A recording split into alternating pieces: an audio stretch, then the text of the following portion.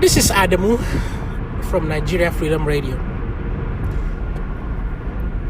The issue about the abolishment of government as an institution of violence, it's really a tough one. But the principle is clear that whoever uses violence to achieve things is not going to take them very far. So there's no argument about that. Violence doesn't work. Now, I know a friend of mine who was really furious with me just because I say I don't support government. He said, well, if we abolish government today, people are going to kill themselves. And I think he's probably right. I think in Africa right now, if government is gone, well, some other kind of government will form. Tribal, probably, most probably. People are going to line up behind tribal or religious stuff and start killing each other. That's for sure. Just like we do now, even in government. It still doesn't stop us. In Nigeria, people are killing themselves almost daily.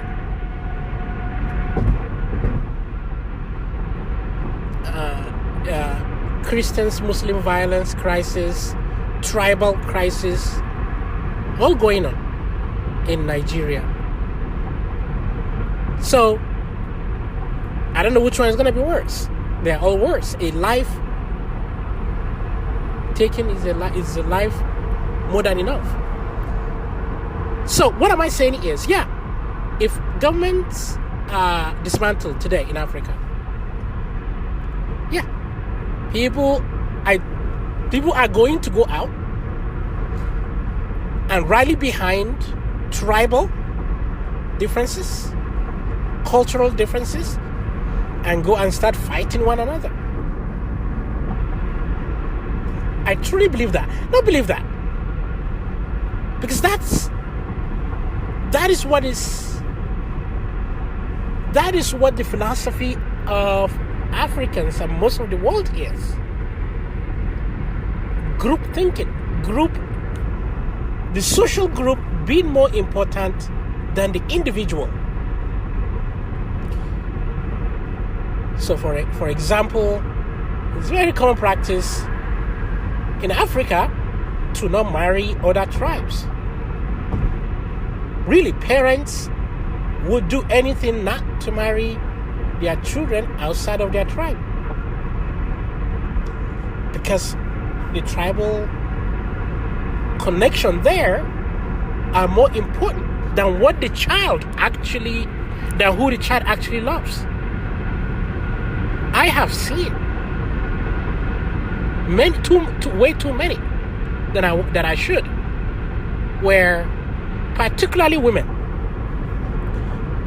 who are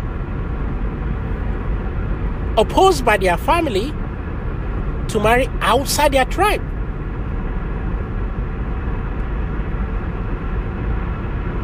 So group thinking or collectivism is really strong. That group thinking is more important than individual preferences. That is kind of how it works in Africa. Before I realized all this, when you ask me who I am, I will tell you my tribe. I will tell you my tribe probably first, or maybe second after my name. Not like my likes, my dislike, no. I will tell you my tribe so you know everything about me. That's basically what it is. This whole thing is so.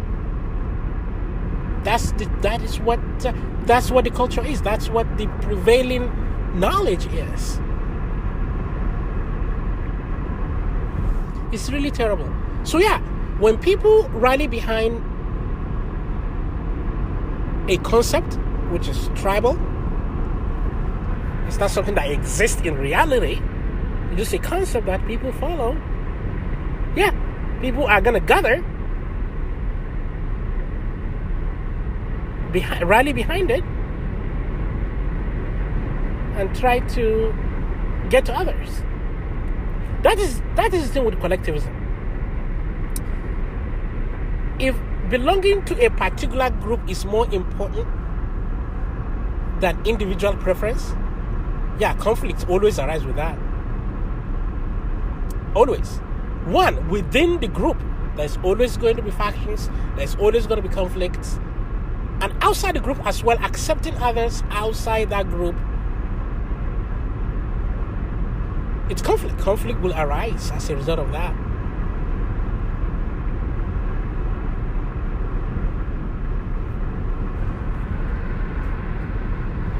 So what am I saying? I'm saying that I believe that government shouldn't exist. But if you are concerned that, well, people are going to kill themselves, I will probably say yes. Because most people are raised irrational. We believe in concepts that don't exist in reality, and we value them more than individual preference.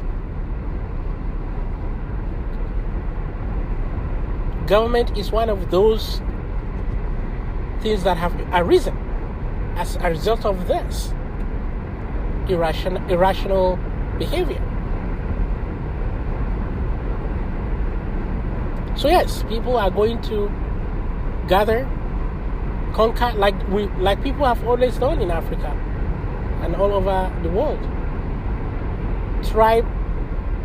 An African tribe will go and conquer another African tribe, sell them as slaves to Arabs, to Europeans.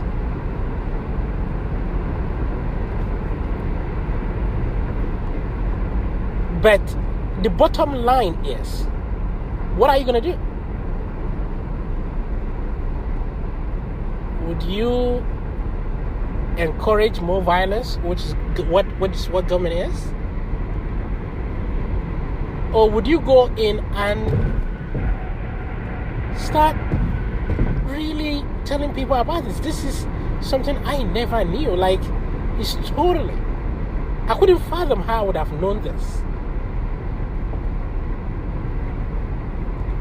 I really cannot wait to go back to home, Africa, Nigeria, and really set up a little meeting with one or two who are interested. I'll probably call it peaceful parenting. And we'll sit down and learn about what science says about peaceful parenting.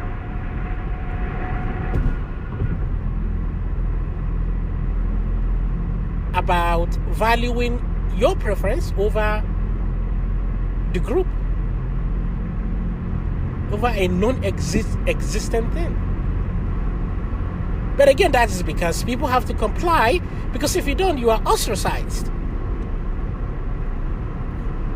But someone has to break out of it so that others will see it as not impossible.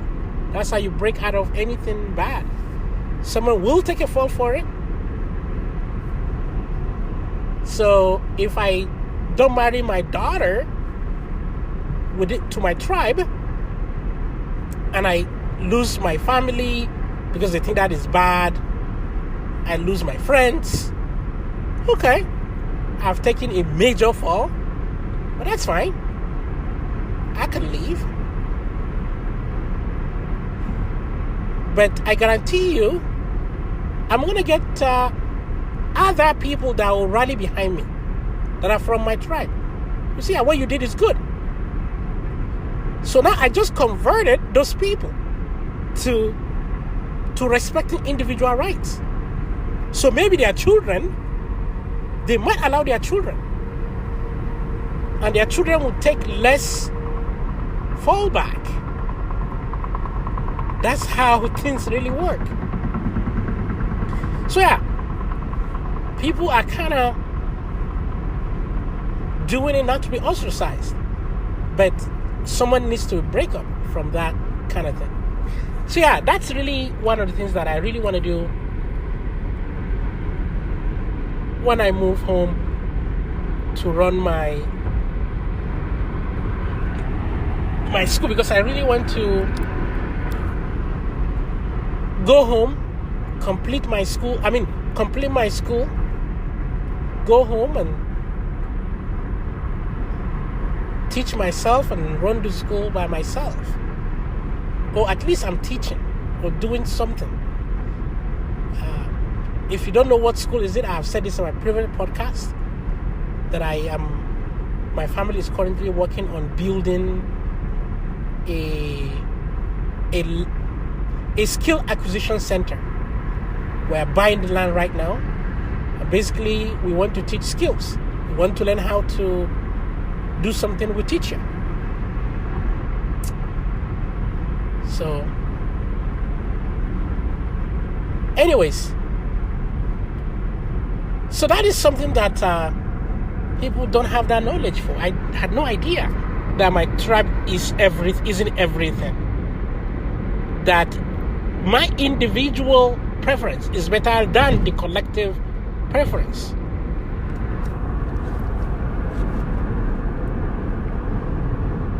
It is amazing what an enlightenment this is.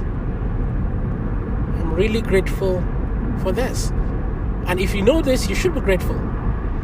So that's my advice, really, what you can do to help the situation. Really start to debunk this idea that your decision is less important than any kind of collective decision. And slowly the society around it will start to change. And once that happens, then progress is going to happen. Then people are not going to kill themselves if government doesn't exist or government exists. People are not going to rally behind an idea, a concept like tribal, and kill other tribes, right? Because by then, the tribal affiliation is less important than your preference. So like, even when they invite you, like, no, thank you, I won't go. And you'll be fine. People won't ostracize you because you didn't go. Because people are enlightened, are placing, like, yeah, he has his individual preference, and we shouldn't ostracize him. We should continue to do business with him, see him as a nice person, and so on.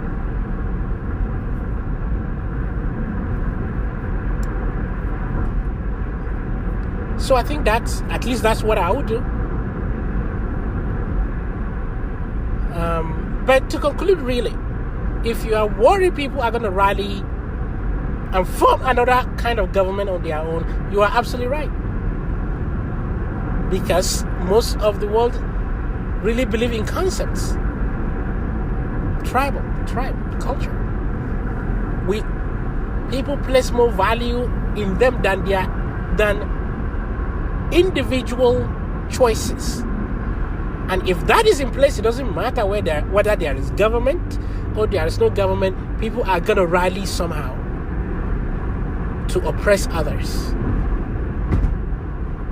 So really, it seems like the best way is to tackle both the reduction of government and the enlightenment of people about respecting individual choices, not using violence, of course. If I say no and you will use violence against me, is a respect. You are respecting my choice.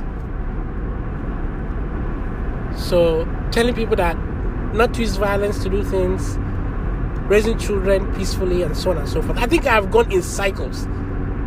But that, again, it's me. That's what I do. That's probably one of the things you enjoy, I bet, listening to this. If any person is listening at all. But I do know people are listening, and I appreciate it. And going in cycles. People don't like it. I'm working on it. So, all right. Thank you very much, and I will talk to you later.